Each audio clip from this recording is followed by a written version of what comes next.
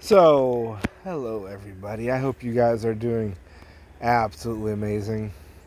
And these right here, as you know, are the Canna edgeless rhizomes. This variety in particular is called Green Fire, one that I've grown for many, many years. It is a staple and throughout my gardens all year round. During the spring when they're sprouting, I like to eat the nice tender shoots that come up like this. And the pigs and the goats and the chickens love them. During the summer, the leaves, when I'm cooking on the grill or wrapping fish or something, I'll use the leaves to do that. And of course, they get fed to the pigs and the cows and the goats throughout the summer. They grow so fast and they're so productive with the shoots. They keep everybody in the green. And then in the fall, they start producing these right here. And as you can see, that's a nice, thick, beautiful rhizome. These are small ones, but they're nice and tender. They don't really have any fibers in them. This is a perfect size. They can get much, much larger. These can get the size of a football. If you've got good soil, lots of good manure, compost, these things get absolutely massive. But this is about the size of potatoes, you can see. A standard Idaho russet potato, whatever you want to say. But this is perfect size. You can blanch these and dice them up with just some butter. You can stir fry them, do them raw, fry them little cubes, whatever you want to do with them. There's so much you can do with them.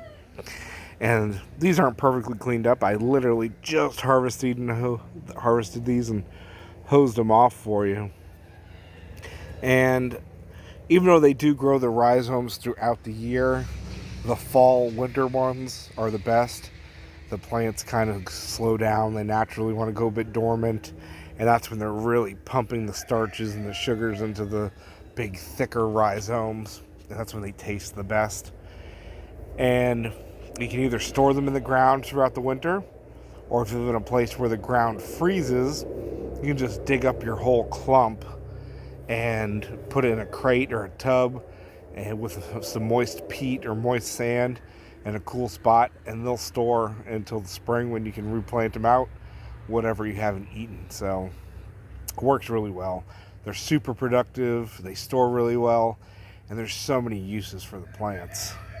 But I am actually going to go clean these up a little bit more and cook some for you guys, because I get a lot of requests. I talk about these things, I don't really show you what they look like cooked or cook them for you. But I try to refrain from that. It's not very hard to do, honestly. Literally, I'd cut these little stalks off a little bit more, and I could just throw these whole in salted water and then mash them up, like I said, super easy with some butter, salt, and pepper. Or I could peel the little petals off. See how they kind of grow little petals?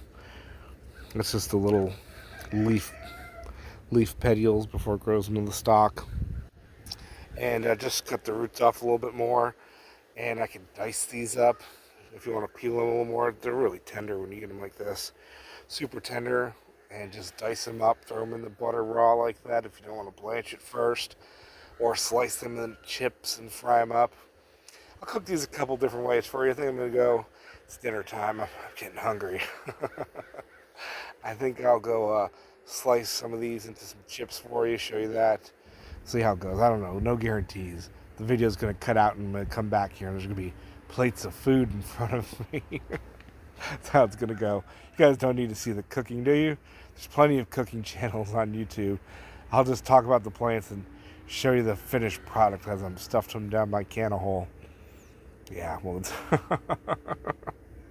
but so easy to grow, and there's just so many uses. And the starch on these, if you have trouble with wheat or any grains like that, the starches on these are so much easier to digest for a lot of people. And I think they taste a little better. They add a little more flavor. If you wanted to make starch out of them, you grind it up and you sieve out the water and the starch. You can make starch out of these just like in a potato, though the actual arrowroots are better for that. But these are much more like a slightly sweet potato. If you ever had a potato that you put into a fridge, they get a little sweet. It's kind of what these taste like when they get a little cold on them. If they haven't been in the cold, which we haven't really been cold yet, they're just almost 100% like a potato. But I'll talk about that as I'm sitting there eating them, guys. So give me a few minutes and I will be right back. But look at those, beautiful, perfect size for eating. And out of your clump, you can get 30, 40 pounds of these. If, at the low end, 20 pounds. And you can get 15, 20, 30, 40 knobs like this per year per clump out of a nice, happy, healthy clump of cannas.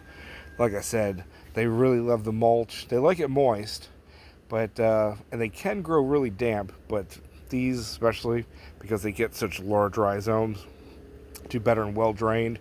But lots of compost, lots of manure, guys, and they are so productive.